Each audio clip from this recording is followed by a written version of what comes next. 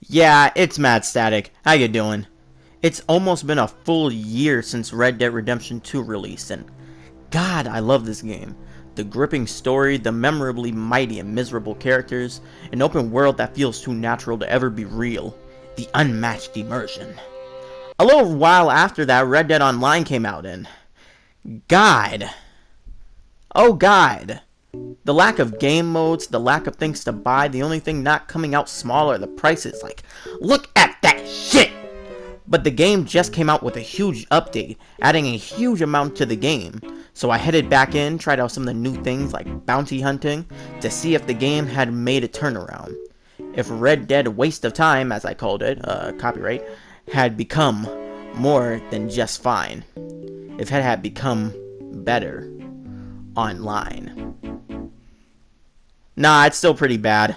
I can play it with friends and for trophies. Other than that though, it's still really underwhelming. There are still a number of unresolved issues, but I'm not talking about that right now. Because there are problems with Red Dead Online that go a lot deeper than just the dumb choices made so far.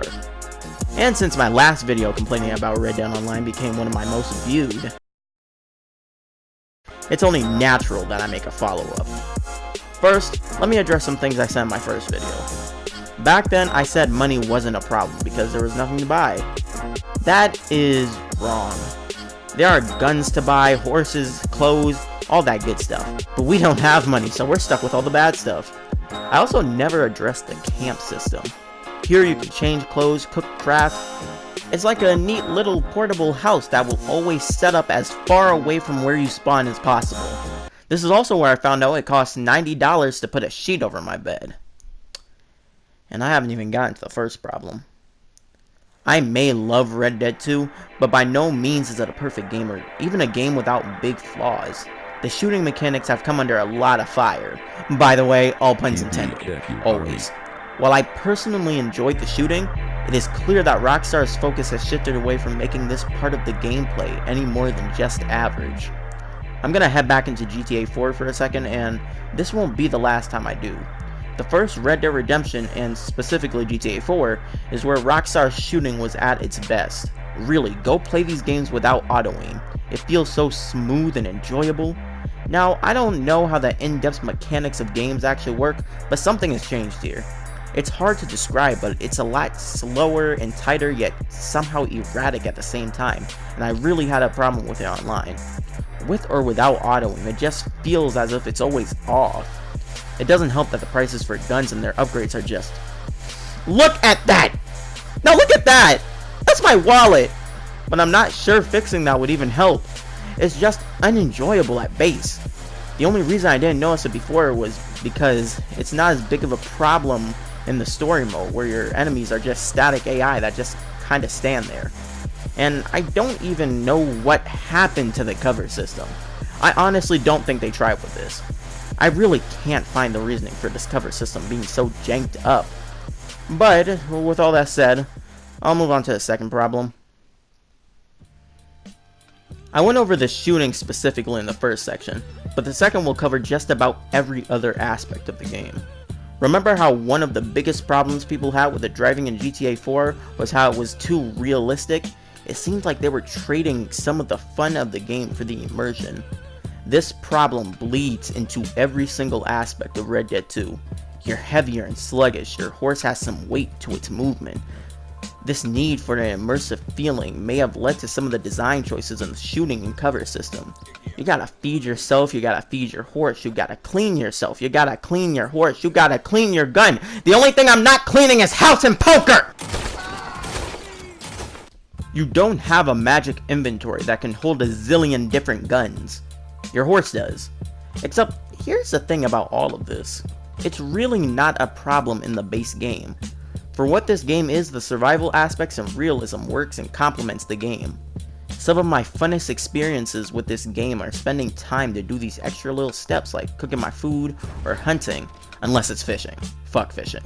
I spent a whole day in the game just doing chores around my farm. Now, here's the thing. That shit doesn't fly online. All these little tasks and immersive gameplay thingies become a little nuisance online. The heavy feeling of you and your horse becomes really annoying when you're constantly in firefights. Those things you do to keep yourself healthy become forgotten and just chip away at your already pitiful health.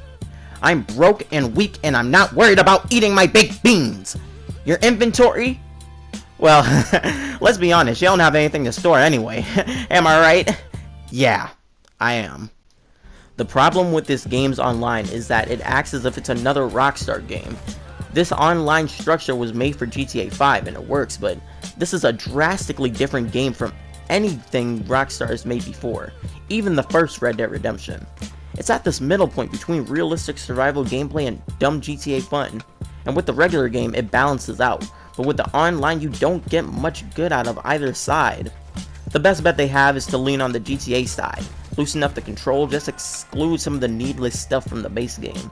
I'm not saying this game can't work on the other side, it can, but to make it work you will have to change the structure of the online entirely, which, come on, that's not happening. If they can make some kind of mode that really utilizes these survival aspects, that would be cool. Like maybe a long period survival mode or... Oh wait! Better yet, just make it a replacement for that dumb battle royale thing they had a few months ago. But you would have to like eat and take care of yourself to survive. They could throw in some incentives like opportunities for extra cash, get bounty hunters and the law enforcement in there somehow. Someone please watch this video, this shit would be fire.